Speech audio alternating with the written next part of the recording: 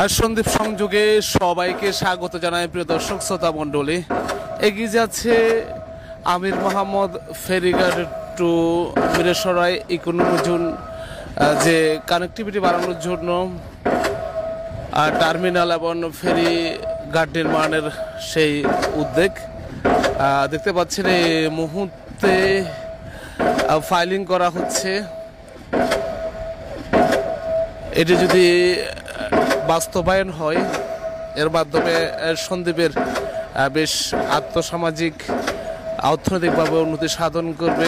বিশেষ করে মিরসরাই ইকোনমি জোনের সাথে এই সন্দ্বীপের কানেক্টিভিটি, এরপরে এখানে যদি ফেরি সার্ভিস চলার ব্যবস্থা করা যায়, কুমিরা এবং বাঁশবাড়িয়া যে জায়গা দিয়ে ফেরি সার্ভিস হচ্ছে, সন্দ্বীপের মানুষ মনে করেন এই রুট দিয়ে যদি নিয়মিত ফেরি সার্ভিসের ব্যবস্থা করা যায়, তাহলে এটাই টেকসই ফেরি সার্ভিস হবে এবং প্রায় সব সময় এই রুট দিয়ে ফেরি চলাচল করতে পারবে।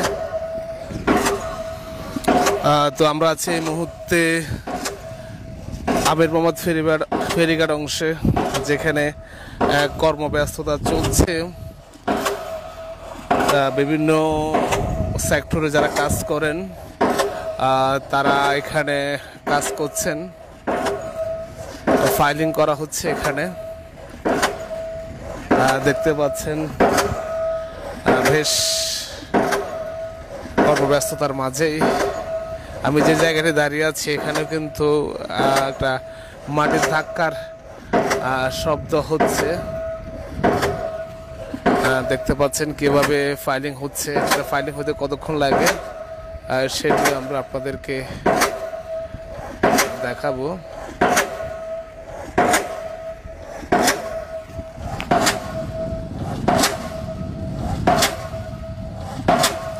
আমরা যেখানে দাঁড়িয়ে আছি সেই জায়গাটিও কাঁপছে।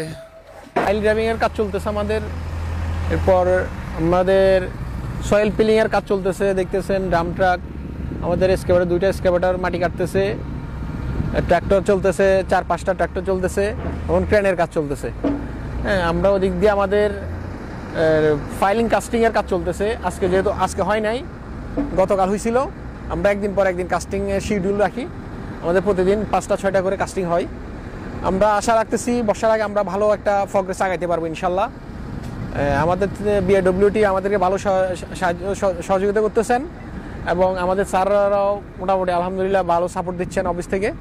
আমরা ইনশাল্লাহ আশা রাখতেছি আমরা এই বর্ষার আগেই একটু আমরা যাতে যেটা আমরা সন্দীপবাসীর কাছে তুলে ধরতে পারবো, এখানে একটা যে ফেরিঘাট হবে ওরকম একটা ভিউ তুলে ধরতে পারবো ইনশাল্লাহ। তো আপনারা থাকবেন আমাদের পাশে। আসসালামু আলাইকুম।